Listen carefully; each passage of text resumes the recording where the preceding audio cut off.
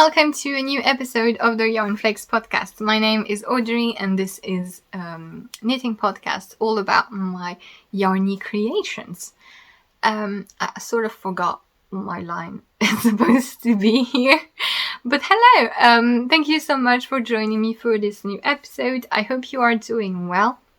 I have 3 knitting projects to share with you this time. I have a new pattern release that I would like to share, as well as 2 new works in progress. And yes, so I'm going to start right away. You can find timestamps to all the different sections of the podcast in the description down below. So if you want to skip anything, feel free to look at the projects that interest you. And I also put links to everything that I talk about, as well as my social media and my patterns for sale on Ravelry and Payhip. So yay! The light situation is pretty bad here today. The weather is not cooperating at all. So the video quality might be more grainy than usual. I apologize, but I prefer that rather than having artificial light, because then the colors are would be totally off. However, it does make my eyes look very weird. I don't know what it is, but it looks like I have like a really weird light reflection in my eyes. I'm okay. I'm not especially tired. It's just the light thing that makes it weird. And of course I had to wear really obnoxious earrings to complete the picture. So yes, I'm going to start with a new design that I wanted to present to you, and it is the top that I'm wearing. It is the Rosamande tee, and I just posted it on Ravelry and Payhip and Lovecrafts normally. So it is a striped tee, so it's a really basic construction. It's a loose fitting tee, drop shoulder, and it's knitted from the top down. So you start with the shoulders at the back, which you form with German short rows. Then you knit the back straight until the armhole depth, which you can very easily modify if you want. Then you pick up stitches on the shoulder and you do the same for the front. Once you shape the neckline, you have 2 different depth options. You have a low scoop neck, which is the one that I'm wearing here. And you also have the possibility to make it shorter. Basically, you have a portion here that you knit straight before starting the lower curve. And the pattern gives you 2 options, but you can virtually do anything because it just gives you a length in centimeters and inches. Then once you finish the upper body, you join the body in the round and you knit in the round downwards. And at the end, the finishing edges on the hem, neckline and cuffs, it's a folded hem. So basically you just knit a bit of stockinette, make a purl row, knit a little bit more stockinette, fold it inwards, and basically you seam the live stitches to the wrong side of your fabric. And you have video tutorials in the pattern showing you how to do it. And yes, so the thing with this tee is, like I said, it has a very basic shape, so you can add shaping if you like, if you want to do waist shaping or make a nail line. In the pattern, there is optional short rows at the bottom of the front. If you notice that your tops tend to lift at the front because of your bust, you can put a bit of short rows here to level basically the hem at the bottom. So that's an option that's in the pattern. Initially, I tried to do some bust increases with stitches, with new stitches, but with the stripe and everything and the ease of the garment, it didn't work out. So we went for the other option of adding a bit of length if you need it. But yeah, and the thing is, so this is a striped t-shirt, and you can have fun with the shoulders. So using intarsia, and if you have never knitted intarsia, it is really a simple method. The thing is, you just need to handle different balls of yarn because you knit a portion with one yarn, you drop it, you take the next one, and you just need to twist the strands here on the joint so that you have a closed gap. In the pattern, you have detailed instructions on how to do this, and it's really beginner friendly. It's just that you have several balls of yarn, because you can use 2 colors. You can make it just a basic striped tee if you like, and you can make it up to 6 colors, because you can have on each shoulders different colors or different stripe pattern. You can reverse the stripes, and the possibilities are really endless. You can really have a lot of fun. You could even make the back and the front shoulders different if you want. There are really lots of possibilities that you can do, and you can have a look at my testers projects to get some inspiration, because a lot of them used a variety of different color combos. In the pattern, you have sketches, a blank sketch with the stripes that you can color in if you like, just to get an idea of what your color combination can be. And so it's also easier for you to remember which is your body color, which is the stripe color, etc. And yeah, I could not decide between a neutral sample like this one and a color one. So gonna see the other version in a bit. For this one, I used BC Garn Bio Balance, which is the blend of wool and cotton. And the pattern, with that gauge, you can use anything from fingering to sport weight. It will match the gauge. You can use a variety of fibers, etc. And yeah, I decided to have a neutral color sample. And basically what I did is I just reversed the stripes here on the shoulder, so the main color became the stripe and the stripe became the main color, and on the other shoulder I just changed the stripe color to a third one. And so yeah, this is how it looks. Haven't shown you the back, and yeah, but couldn't make up my mind, so here's the crazy one. It's a thing that sometimes I want to design something in a really bold, obvious color, but at the same time, I know that it's a bit easier to picture yourself and the project if the colors are a little bit more neutral. So after I made this,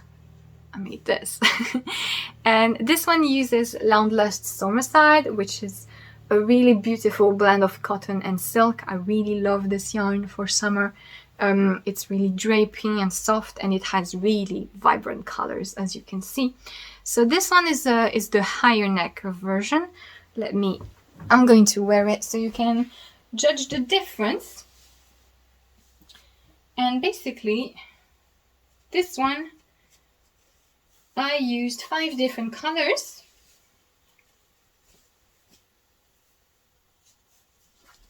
I'm back. I used 5 different colors, and what I did is on one shoulder I used 2 different colors, and on the other shoulder I used the same stripe as the body but a different background color. And you can see here how the neck is higher. My tattoo is it's a good ruler for that. Yeah, you can sort of see. With this yarn being a little bit heavier, it looks even more loose and comfy, and it's really, really, really nice. And it's I really wanted to have a basic. It's a basic garment that is really accessible to beginners, but you can still have lots of fun with the color things. And yeah, so I hope you will like it. If you do, it's available on Ravelry and Payhip. I will put all the links in the description down below. And it is 15% off for the release on Ravelry until next Sunday. And the code is Rosa. But everything will be written below and on the pattern page. And yeah, it's a really fun project to make. Like I said, it's really easy, and once you've done the intarsia, you know, it's all smooth sailing from there. You can use leftovers as well, because you don't need a lot of colors for each shoulder.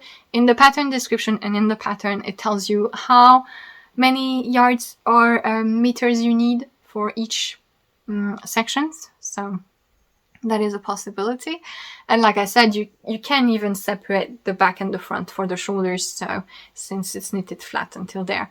So you could even definitely use leftovers, because you would need half of the amount that is required. So yeah, I hope you like it. This is the last of the summer patterns for this season, and yeah, I'm quite happy because we now have quite a few staple basic garments for the summer, because I did last year release quite a few more complex one. This year I wanted to have a few more simple summer garments, and this is one of them. So yeah.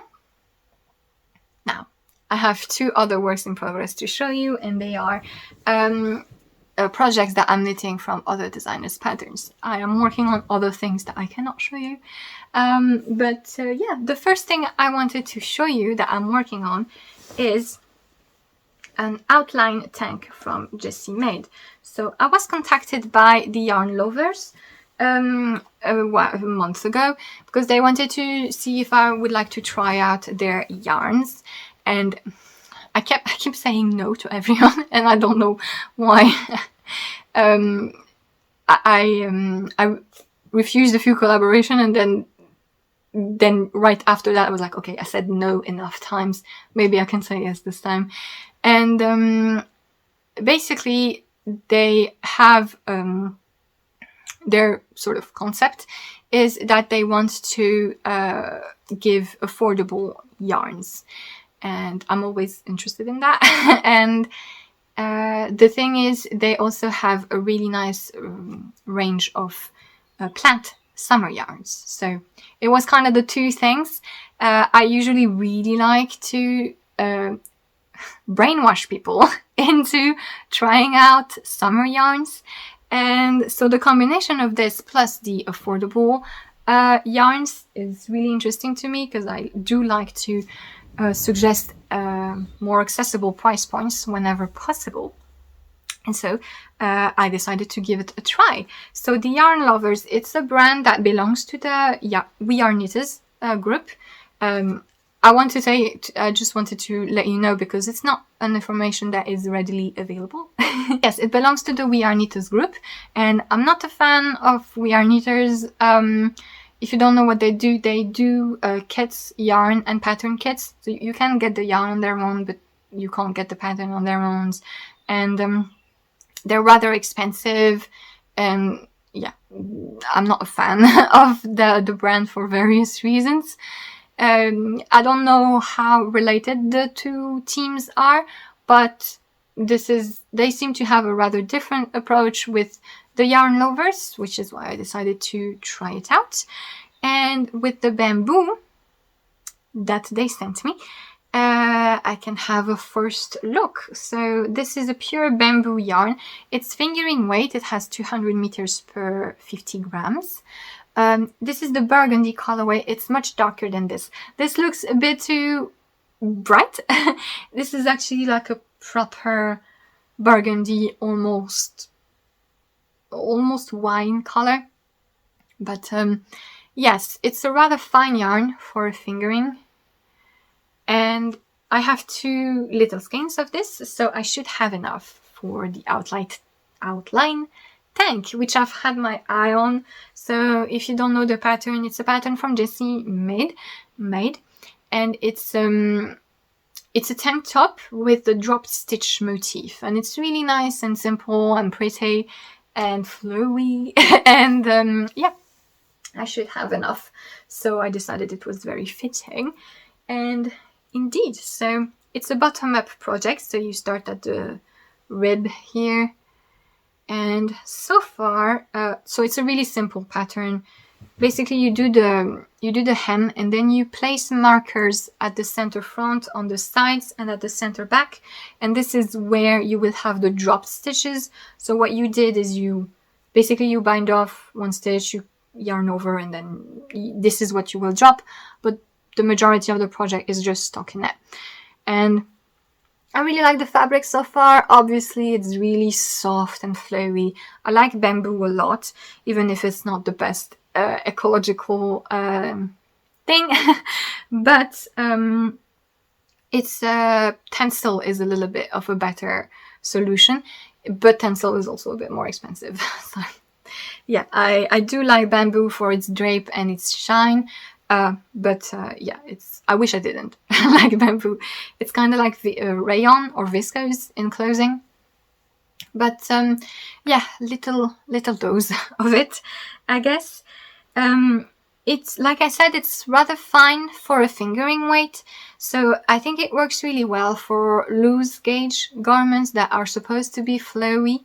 But if you prefer dense knits and you want a rather tight fabric, I don't know how fun that will be. I think I would need to use 2.25mm needles and wood needles to be able to achieve a tighter fabric. So yeah, just FYI, I think it's better for loose, flowy fabrics like this. But it's knitting up beautifully. It's really soft. I am team metal needles. I really never want to use wooden needles, even if it's dumb, but I'm stubborn like this. So at first I was struggling with the metal needles because the bamboo is so slippery that I was a bit tense, like trying to juggle how to make them slide without dropping them. But yeah, I'm stubborn. But after a while I just got the hang of it, and now it's a little bit easier, so it's fine. But I do as I say, not as I do. I do recommend knitting this sort of fibers with wooden needles. But yeah, it's fairly simple project. And yeah, they, like I said, they're really affordable.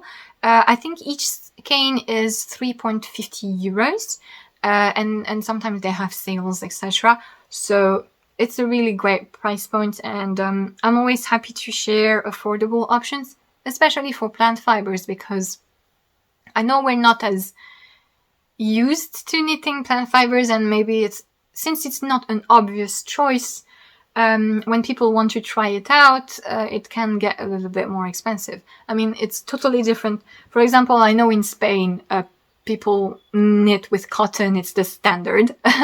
But here in France, and like I feel a little bit more internationally, it's not obvious to knit with plant fibers.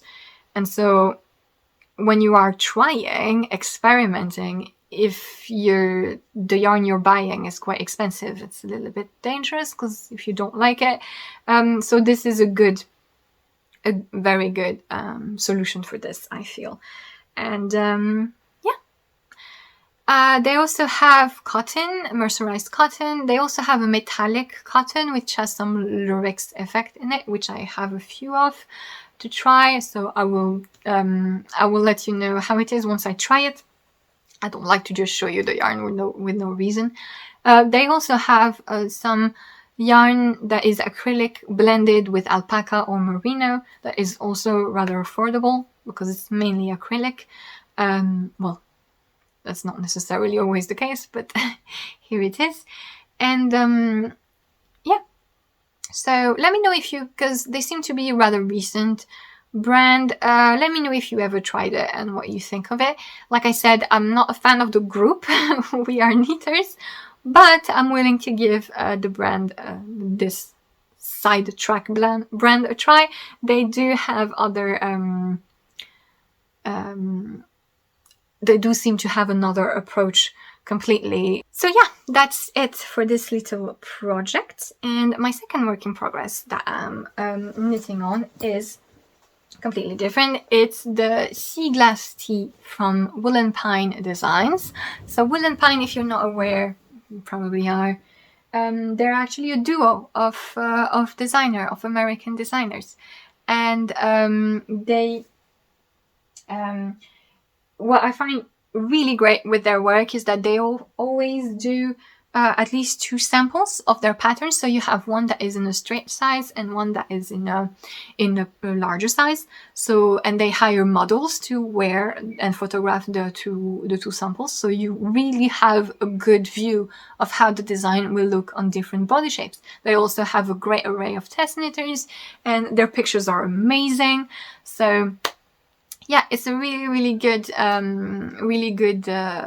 approach that they have, and their designs are gorgeous. I really like a lot of them. And recently they released the Sea Glass Tea, which is a project that allows you to use your leftovers, which I really like. And so the idea is that you take all of your leftovers, fingering weight, and you can arrange a palette. The pattern gives you a lot of clues on how to choose your colors, and you have different options. Like if you have a big amount of one base color, you can have that same base color all the way and just mix it with other contrasting colors for the leftovers. And yeah, they give a lot of tips color-wise, and I find that really interesting because I'm not someone who's very comfortable mixing colors usually. But I am interested in learning, and here there are 2 things that I really like about these projects. The first one is that you can really use leftovers. Usually patterns that have you use leftovers, you have like a minimum, like you still need a minimum amount of leftovers, or you need to have 2 or 3 colors of the same amount to use. And so it's a little bit like you have restraints, you know, it's not really any quantity of leftover, even if you just have like a teeny tiny bit. Here it's the case. It's literally anything that you have. Even if you have like 2 grams, you can use it in this. The pattern tells you, it doesn't give you a yardage or a meterage amount for your size. It just tells you grams. For example, I think my size is 260 grams. Just tells you you need this amount. And then whatever is inside, right? Because what you can do in a sense is you change color at every row. So it's Colourwork. It's 1 by 1 Colourwork. So you use 2 colors per row, and at every row you can change them if you like. So this is one thing that I really like. The other thing is that the pattern gives you really clever color tips, and I learned a lot. It seems random, but really, it actually helped me learn how to associate any type of color. One clue that I really like is so they tell you you can split your leftovers into light colors and dark colors, like more softer ones and more saturated ones. For example, like these 2, you know, they're apart. These 2, like this, you know, and you know, this. So you have the dark ones and the light ones, you know, the Jedi and the Sith. And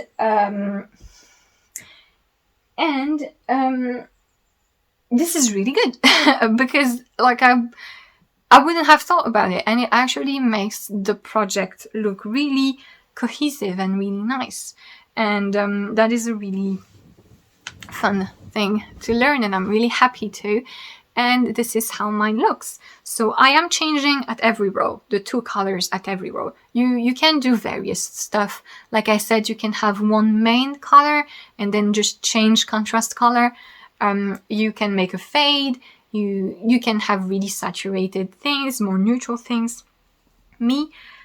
So I'm alternating 1 light, 1 dark, and changing them every row. So it's a bit time consuming.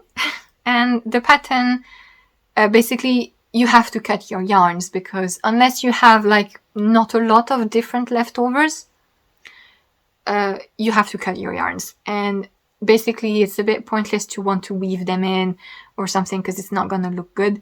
So what they suggest is that you make magic knots. If you don't know, you can just look it up, magic knots. You will find a lot of tutorials. Basically, it's a way to tie 2 ends of yarns together, and they will not likely undo themselves. I had them undo themselves like 3 times, but it's because of one of the yarns that I have is really smooth and it's not grabbing really well. But basically you end up with the little knots that you can see here and there. And yeah, so it's a bit visible, but once it's gonna be blocked and I'm going to try and pull them back on the wrong side, like, and if you look from far away, and this is like at the back of the neck and on the side, it's, so yeah, that is the thing. It's a bit tedious too, because basically I make 1 row and I cut my yarns and I have to add the new ones. So it's a bit long. And but I thought it would be much worse. Like when I started, I was like, oh god, it's gonna be really, really tedious. Actually, it's okay. I think the fact that it's so fun to see the colors go together. See, like I have one yarn that is variegated rust, ochre, and blue, and to see the specks of blue popping and the specks of rust and of brown, it compensates and it makes it motivating, and so it's like even pretty much. I have finished the yoke. This is the completed yoke, so I'm going to split for the sleeves and body. So now I'm gonna have less stitches on the needle and it's gonna go even faster. But it is really nice and a really fun way to really use any size leftover that you have.